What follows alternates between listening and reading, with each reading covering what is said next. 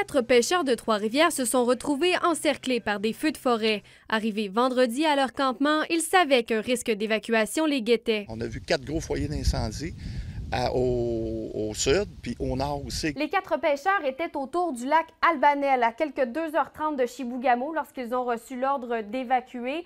Ont commencé le premier arrêt ici à Chibougamau. Quelques heures seulement avant les évacuations, ont poursuivi leur route jusqu'à Roberval, endroit où ils croyaient bien pouvoir trouver refuge pour la nuit. En vain, justement, en raison des évacuations de Chibougamau, ont donc poursuivi leur route jusqu'à Trois-Rivières, où ils sont arrivés en pleine nuit. On respirait beaucoup de boucan, puis on avait peur que le feu poigne où il y avait nos véhicules. Leur chemin du retour était des plus angoissants, ne voyant presque rien devant eux.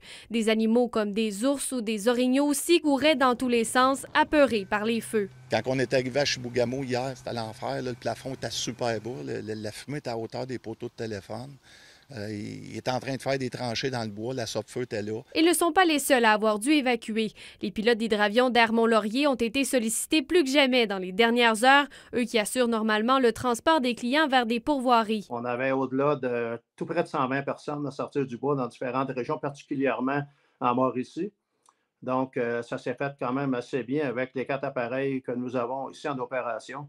Mais il y a beaucoup d'émotions là-dedans. Les gens étaient un petit peu inquiets. Inquiets de ne pas savoir si leurs proches ou leur chalet étaient hors de danger. Ayant restreint l'accès aux chemins forestiers, plusieurs pêcheurs ou chasseurs devront malheureusement faire une croix sur leur semaine en nature si la situation ne s'améliore pas.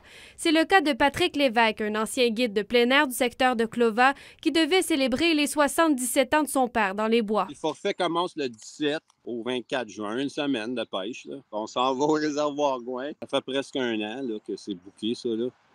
Puis, là, ce serait plate en maudit. Mais ça a l'air à s'améliorer un peu. Là. On a de l'espoir. Avec le travail de la SOPFEU et des citoyens sur le terrain, la situation commence à se stabiliser par endroits. C'est encourageant. Molly Belland, TVA Nouvelles, Trois-Rivières.